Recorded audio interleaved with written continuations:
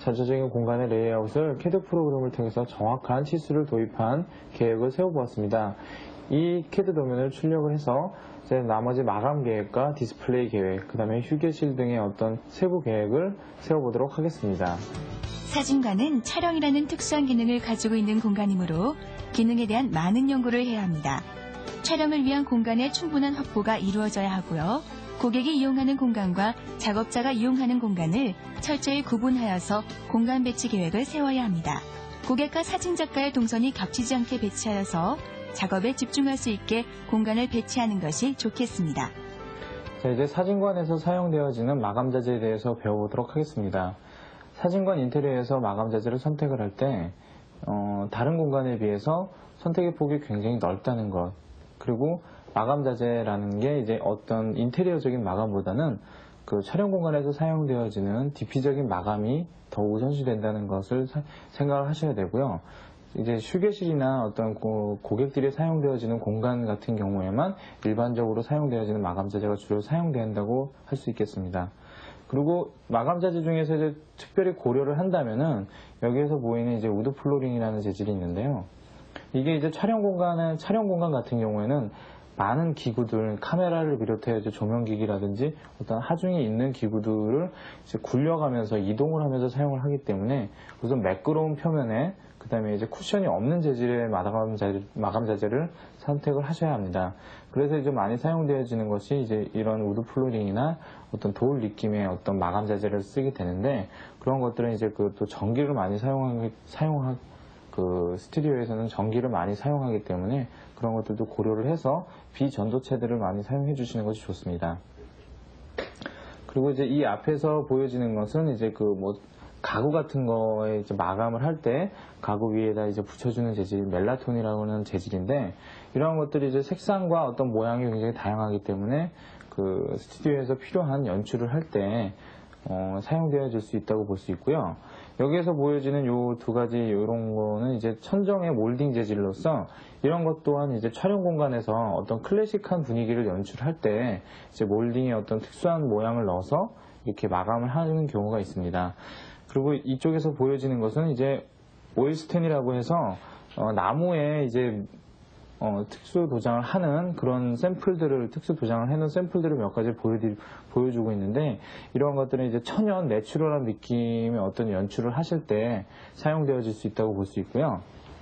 여기에서 보여지는 이 패브릭 재질은 스튜디오 같은 경우에는 이것들이 이제 촬영하는 뒷 배경의 어떤 이미지로 사용되어지기도 합니다.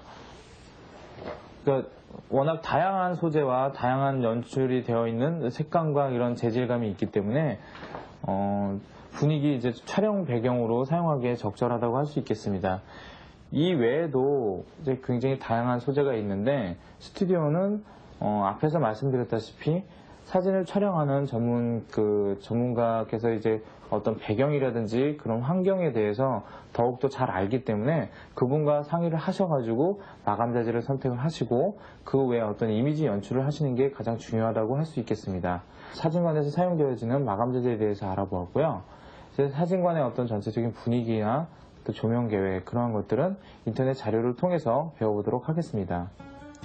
천정은 아치형으로 꾸며서 클래식한 분위기를 연출할 수도 있습니다. 촬영 공간은 출입 통로를 제외하곤 전면을 배경이 될 수 있게 활용하는 것이 효율적입니다. 일반 고객을 상대로 영업을 하는 곳은 고객을 위한 충분한 공간의 배려 및 전문 공간으로서의 이미지를 연출하는 것이 좋습니다.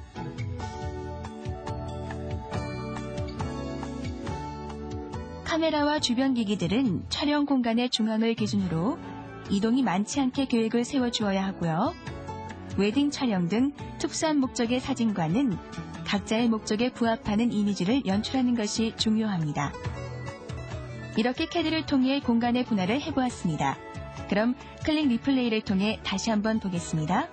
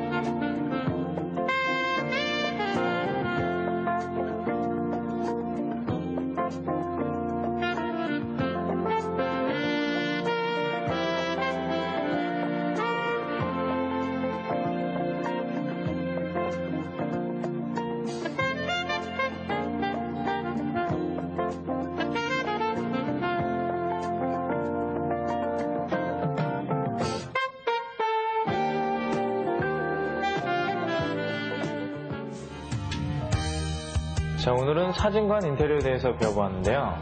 사진관은 고객을 맞이하는 상업 공간으로서의 특성과 그리고 촬영이라는 특수 목적, 즉 두 가지의 목적을 가지고 있는 공간이라고 할 수 있겠습니다. 항상 이 점을 염두에 두시고 인테리어 작업에 들어가시는 것이 좋을 것 같습니다. 자, 다음 이 시간에는 사무 공간에 대해서 배워보도록 하겠습니다. 감사합니다.